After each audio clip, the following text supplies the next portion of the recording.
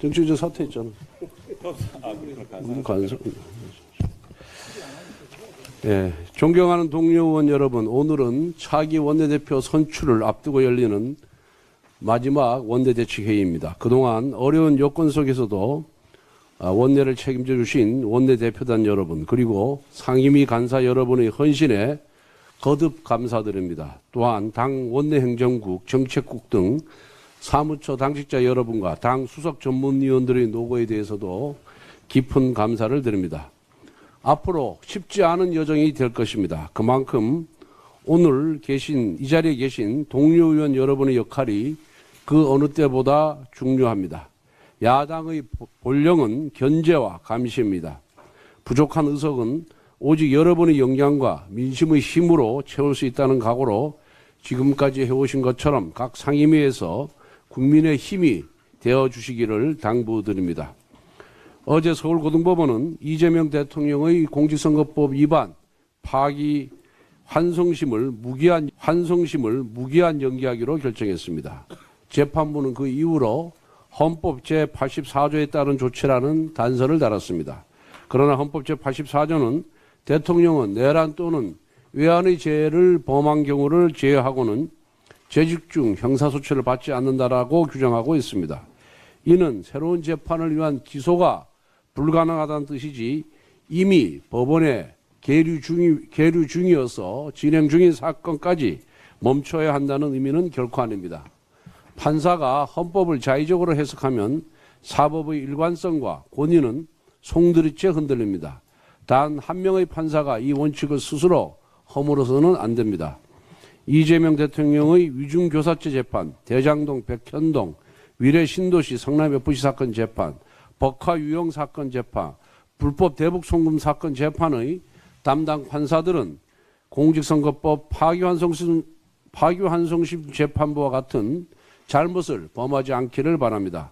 검찰은 단호한 자세로 이 사건을 항고하여 헌법 제84조 해석에 대한 대법원의 해석을 받길 바랍니다. 또한 대법원에도 강력히 촉구합니다. 헌법과 법률에 기반한 정의로운 판결은 사법부 전체의 책무입니다. 하급심 재판부의 자의적인 판단을 방치하는 것은 단순한 무책임을 넘어 사법체계의 붕괴를 방조하는 것입니다. 대법원은 사법 정의를 위해 그 책임을 다해야 합니다. 이런 가운데 민주당은 대통령 재판중지법을 강행 처리하겠다고 하고 있습니다. 대한민국 헌정사상 유일무이한 재판 5개를 받고 있는 형사 피고인 이재명 대통령 단 한 사람만을 위한 법을 만들어 사법 체계를 파괴하고 헌법상 평등의 원칙을 침해하는 것입니다. 공직선거법 재판의 무기한 연기만으로는 안심할 수 없다는 민주당의 모습이 처량하기까지만 합니다. 이재명 대통령에게 요구합니다.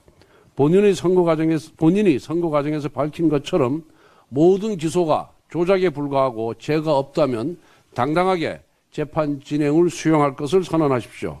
그것이 대한민국 대통령으로서 최소한의 권위를 지키는 길이며 국민의 신뢰를 받는 길입니다. 이재명 대통령은 취임 일성으로 국민 통합을 강조했습니다. 혐의로 기소되어 지역 8월에 집행유예 2년, 추징금 2억 원과 피선거권 10년 박탈이 확정되었습니다. 그뿐 아니라 2007년 지인으로부터 불법 정치자금 7억 2천만 원을 받은 혐의로 벌금 600만 원과 추징금 7억 2천만 원, 피선거권 5년 박탈이 확정되었습니다. 보통 정치인 같다면은 정계를 은퇴하고도 남을 사건입니다. 현재 이재명 대통령은 사실상 정가 5범입니다. 김문수 후보자는 정가 4범입니다. 강훈식 비서실장은 무면허 운전 등 정가 3범입니다. 대통령과 총리 모두가 전과자인 죄인 주권 정부가 새 정부의 정체성인지 되묻지 않을 수가 없습니다. 아울러 김민석 후보자는 80년대 학생운동 시절 미국 문화원 정권 음성 사건을 배후 조정한 혐의로 5년 6개월 실형을 받았습니다. 이런 사람이 어떻게 총리직을 수행하며 한미동맹을 공고히 할 수 있겠습니까? 이종석 국정원장 후보자도 마찬가지입니다. 이 후보자가 설계한 햇빛 정책 때문에 북한은 핵을 개발할 시간을 벌었고 그 결과 우리는 북핵이라는 위협을 머리에 이고 살아가고 있습니다. 무엇보다 소위 내재적 접근법이라고 하는 왜곡된 종북의식이 문제입니다. 이종석 후보자는 과거 천안함 폭침 사건에 대해 정권의 무능력이라고 했고 사드 배치에 대해서는 한국 외교안보에 엄청난 부담이라고 비난했습니다. 반면 북한 김정은에 대해서는 절대 왕주 국가의 군주 특성과 현대기업 최고 경영자의 자질을 겸비하고 있다고 상찬했습니다. 이쯤 되면 국정원장 후보자가 아니라 대한민국 국민으로서의 자격을 의심할 수밖에 없습니다. 또한 칼날 위 평화라는 이종석 후보자의 회고록을 보면 한미 관계에서 대한민국을 장기판의 졸로 비유했고 미국과의 동맹이 우리나라의 의지가 되는 것이 아니라 스트레스를 주는 파트너라고까지 했습니다. 대통령은 미군을 점령군이라고 부르는가 하면 불법 대북 송금 사건에 연루되어 있는데 총리는 반미 투쟁 전과자, 국정원장은 친북 인사라면 미국이 어떻게 한미동맹의 철통 같은 유지를 신뢰할 수 있겠습니까?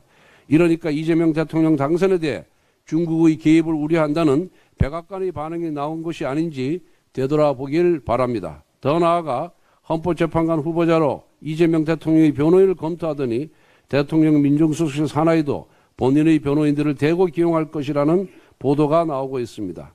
지난 총선에서는 본인 사건의 변호인들에게 대거 공천장을 줘서 국회를 이재명 개인의 로펌으로 전락시키더니 이제 대통령실과 헌법재판소까지 개인 로펌으로 만들겠다는 것입니까?